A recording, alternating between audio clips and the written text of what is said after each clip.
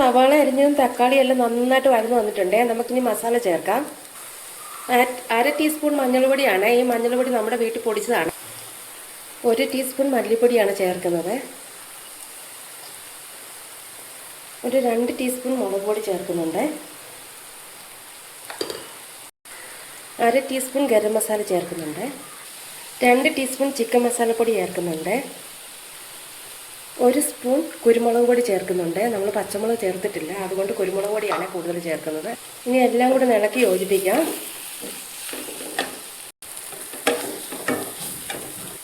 ഇനി വൃത്തിയാക്കി വെച്ചേക്കുന്ന ചിക്കൻ പെറുക്കിയിടാം. ഇതിൽ വെള്ളം ചേർക്കേണ്ട കാര്യമില്ല. ചിക്കനിൽ നിന്ന് തന്നെ കുറച്ച് വെള്ളം ഇറങ്ങുവേ. ഇനി ഒരു 1/2 ടീസ്പൂൺ ഉപ്പുകൂടി ചേർക്കാം. നമ്മൾ സബോളയ്ക്കകത്തിലൊക്കെ ചെറിയ ഉപ്പ് ചേർത്തിട്ടുണ്ടായിരുന്നു. ഒരു ശകലം കൂടി ഉപ്പ് ചേർക്കാം. ഇനി ഇതെല്ലാം കൂടെ ഇളക്കിയിട്ട് നമുക്ക് അടച്ച് വെക്കാം. നന്നായിട്ട് എല്ലാം ഇളക്കി യോജിപ്പിച്ചിട്ടുണ്ട്. നമുക്കിനി ഇത് അടച്ച് വേവിച്ചൊന്ന് വേവിക്കാം. ഒരു തുള്ളി പോലും വെള്ളം നമ്മൾ ചേർക്കേണ്ടതില്ല. കാരണം ഈ ചിക്കൻ നന്നായിട്ട് ആ വെള്ളം ഉള്ളതാണ്, അപ്പോൾ അത് ഇറങ്ങി വെന്തോളും. അപ്പോൾ ഇതൊന്ന് മൂടി വെക്കാം. അങ്ങനെ നമ്മുടെ ചിക്കൻ കറി റെഡി ആയിട്ടുണ്ട്. അപ്പോൾ എല്ലാവരും ഇങ്ങനെ ട്രൈ ചെയ്ത് നോക്കാം. നല്ല അടിപൊളി ടേസ്റ്റാണ്. അപ്പോൾ അടുത്ത വീഡിയോ ആയിട്ട് ഉടനെ വരുന്നതായിരിക്കും. Thank you.